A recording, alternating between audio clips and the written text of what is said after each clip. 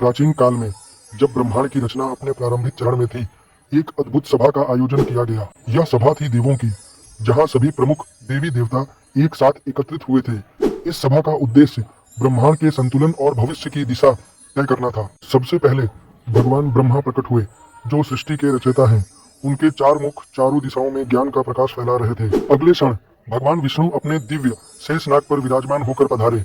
उनके एक हाथ में शंख, दूसरे में चक्र, तीसरे में गदा और चौथे में कमल सुशोभित था। उनकी उपस्थिति से वातावरण में शांति और समृद्धि छा गई। फिर भगवान शिव अपने रौद्र रूप में गले में सर्पमाला और हाथ में त्रिशूल धारण किए हुए प्रकट हुए।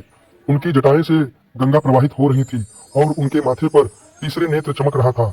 उनकी उपस्थिति से शक्ति और वैराग्य का अद्भुत संगम दिखाई दिया। सभा में अन्य देवी देवता भी उपस्थित थे। देवी सरस्वती वीणा वादन करती हुई ज्ञान और कला की देवी, देवी लक्ष्मी कमल पर आसीन धन और समृद्धि की देवी, भगवान गणेश गजमुख और लंबोदर रिद्धि सिद्धि के दाता, भगवान इंद्र अपने वज्र के साथ देवों के राजा, भगवान कार्तिकेय मयूर पर सवार देवों के सेनापति।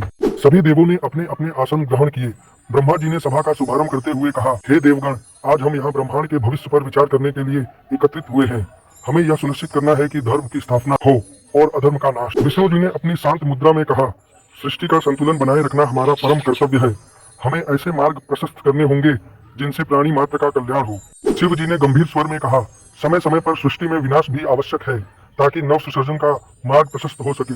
हमें संतुलन बनाए रखने के लिए हर प्रकार की शक्ति का उपयोग करना होगा। देवी सरस्वती ने अपनी वीणा पर एक मधुर धुन छोड़ी और कहा, ज्ञान और कला के बिना कोई भी सृष्टि अधूरी है। हमें यह सुनिश्चित करना होगा कि ज्ञान का प्रकाश चारों ओर फैले। देवी लक्ष्मी ने स्वर्ण कमल भेंट करते हुए कहा, समृद्धि और ऐश्वर्य से ही जीवन में सुख आता है। हमें यह सुनिश्चित करना होगा कि सभी प्राणियों को उचित रूप से धन और धान्य की प्राप्ति हो। इस प्रकार सभी देवों ने अपने अपने विचार प्रस्तुत किए और ब्रह्मांड के भविष्य के लिए महत्वपूर्ण निर्णय लिए। यह सभा देवों की अद्भुत एकता और शक्ति का प्रतीक थी, जिसने आने वाले युगों के लिए मार्ग प्रशस्त किया।